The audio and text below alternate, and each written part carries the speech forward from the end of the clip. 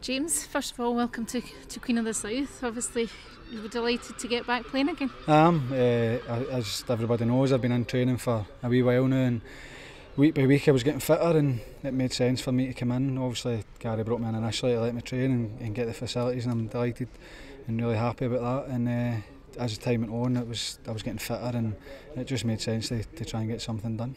Gary obviously says as well he feels it's the right time for that deal to be done from the club side of things. So from a player's point of view, you obviously feel the time's right now too. It is. I mean, as I said, I was getting fitter and fitter. I was doing all the training, and come the Friday, I was wishing the boys all the best and see them on Monday. So I was missing the Saturdays. I was missing this kind of thing that I had today, and it was perfect timing. To be honest, I think, as I said, I couldn't get any fitter with the training. A wee bit rusty when I come on, but that will come. The match fitness will come, the sharpness will come. The training that Gary puts on is excellent, and I feel as if I'm getting fitter, and the more I play, the more I train, the fitter I'll get. You talked here as well about having been in the club for 2 months already, so it's not as though you're kind of coming in and starting afresh, are you? No, I mean, I've been in training and getting a good feel for the boys. I obviously have known Gary for a long time, and getting used to the training, but it's no like I'm a new signing in terms of integrating with the squad. I know everybody, and I got on fine with everybody. It's just obviously the best thing for me is I get to go and play on a Saturday, and that's what I've been missing. Obviously you've played at the top level already in your career, so what's your ambitions now?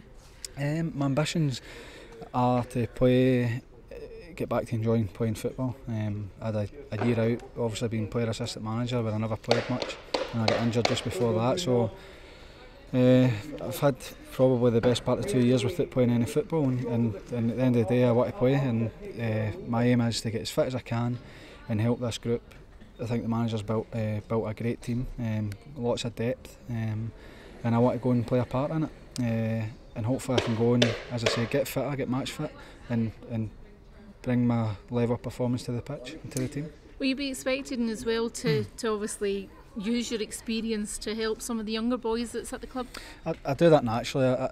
It was the same scenario when last year when I was made assistant manager at Motherwell. They asked me how I was going to change, and it didn't change for me. I'm always trying to pass on as much as I can.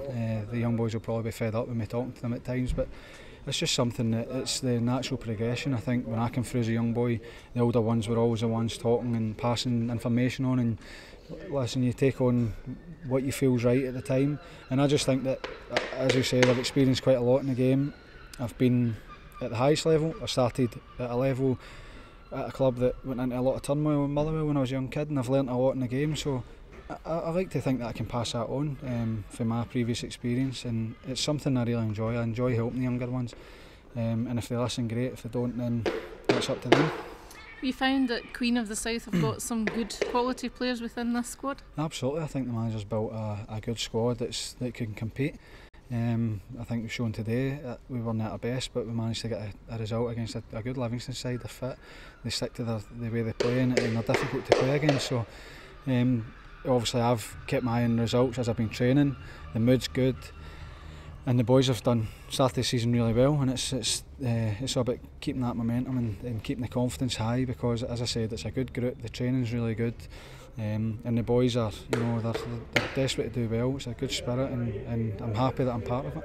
Actually, you got your first half an hour under your belt, so you're just looking to build on that now? I mean, obviously I played a couple of 45s in the pre-season, but to be honest I probably wasn't ready to play them, but it was good for me in terms of getting a wee bit of fitness at them. But I think there's a lot more to come for me. Gradually, as I said, I've built up my fitness and training, and I'm quite happy in terms of my general fitness. Match sharpness will come, and then hopefully I'll be fit enough to play 90 minutes every week. As you said already, wasn't at the best. Queens weren't at their best today, but probably a good point at the end of the day. I would say so. Obviously we go in front, and you would like to hold on, but as I said, Livingston have got a definite way of playing.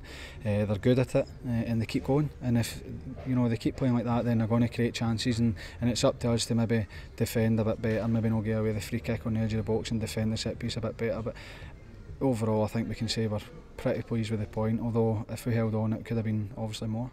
2 great goals today as well. Brilliant goals. Andy Stirling does that a lot in training, and Dell's a great finisher. He's a clever striker. He'll probably tell he's not as mobile, but he gets in behind, and it's a fantastic finish. But that's what it's got to be. I mean, Dell will be disappointed he's not started today, but he's come on and done it the right way and scored a good goal. And there's goals throughout this team.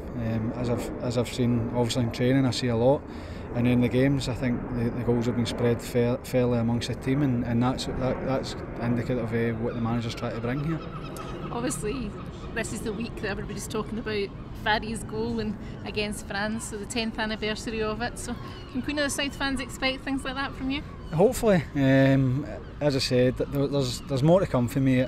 I came on today and I probably was a wee bit behind in terms of sharpness, but it'll come. And once I get fitter, match fitter, then I'll be getting my shots away, and hopefully I can contribute, as I said, scoring goals, laying goals off. I think there was at times decent little interplay going forward with the ones that come on especially, and hopefully there's more to come. As I said, we'll see how it goes. I'm in here because I love playing football. I've been in training, I feel great, and hopefully, as I said, I can get fitter and make a big impact. Can you believe that goal was 10 years ago? I can't, but there's been a lot done obviously the last week or two, and I'm sure there'll be a bit more next week as well. But it's something that obviously I'm very proud of, and the fact that there's so much been made of it 10 years after the event is incredible, and I'm extremely grateful for it, and I'll enjoy it as long as it lasts. I was listening to it on the radio today on the way up the road, and they were talking about how it's probably in the top 3 of the best ever Scotland goals. Aye, I mean, obviously it's talked about a lot, and it's nice that I think there was a lot of euphoria at the time, people getting carried away, and the fact that it's kind of stood against the test of time, and people are still talking about it being one of the best goals. I mean, listen, I played 48 times for my country and I scored 15 goals. That was a special night, but I would have taken one appearance for Scotland. So to score a goal that's talked about now 10 years after the events is brilliant for me. Obviously people are talking about it. What's your own memories of it? Memories, obviously the leading up to the game, we were on a high. We'd been playing well. Art McLeish had come in, taken over from Watersmith, and instilled a real club spirit in the team, and we just felt as though we could beat anybody. Obviously the campaign didn't end well, but at that time we knew that France were going to be hurting from the fact we beat them at home, and we just knew what we were up against with a game plan. We stuck to it, and it was just one of the nights that everything kind of went our way. Throughout the team, the performance levels were probably the best in everybody's career, and it had to be because of the superstars France had that night. And it was just a night that I think everybody involved, the whole country, they talk about it. You know, I speak to people and you can just see their face. You know, they takes them back to that time, and it's pretty similar for myself. Obviously, you're on the pitch and you've got a job to do, and it's hard to take it in. But it's good to look back now and see that what it means to so many people. And obviously, I've got young children as well that get to enjoy it and see what it meant to people as well. And it's great, as I said. It's amazing that 10 years down the line that people are still talking about it.